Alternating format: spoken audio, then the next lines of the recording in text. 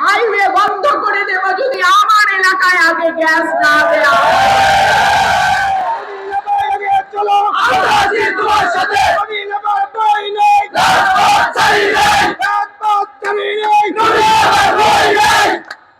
আমার এলাকায় গ্যাস না দিয়ে ঢাকা শহরে ব্রাহ্মণবাড়িয়ার মাটি থেকে কোনো গ্যাস আমি প্রবেশ করতে দেব না।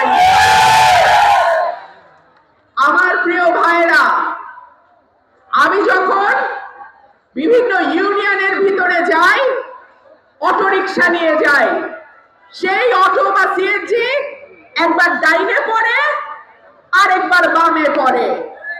কেন? আমরা ট্যাক্স দেই না? আমরা সরকারকে পয়সা দেই না? আমরা খাজনা দেই না?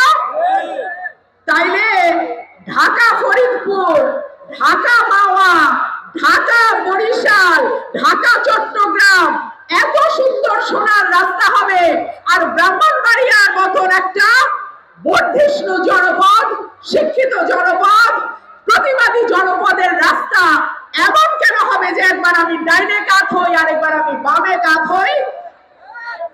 আমি যদি আপনাদের ভোটে আল্লাহ আমাকে এমপি নির্বাচিত করেন, এই রাস্তা ঠিক না হওয়া পর্যন্ত আমি রুমিন ফারহানা রাস্তা ছাড়ব না। ওরাই থেকে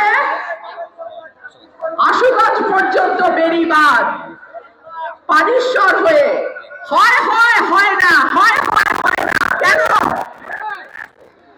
এই যে ভাঙন নদীর আমার এলাকার ভোটাররা কষ্ট করবে, তারা তো ভোট দিতে কোনোদিন ভুল করে নাই, ধানের শীষের বাইরে তারা কোনোদিন ভোট দেয় নাই, তাহলে আজকে আমাদের এত দুর্ভোগ কেন?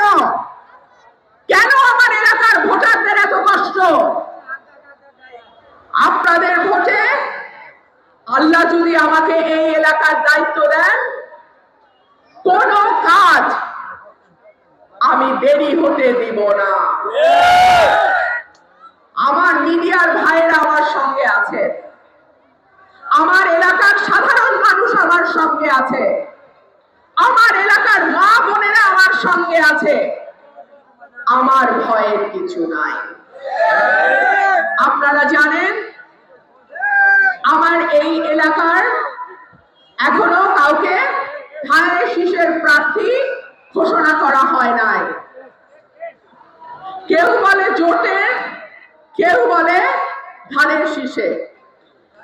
দল দলের জন্য যেটা সুবিধাজনক হবে নিশ্চয়ই দল তার সিদ্ধান্ত নেবে।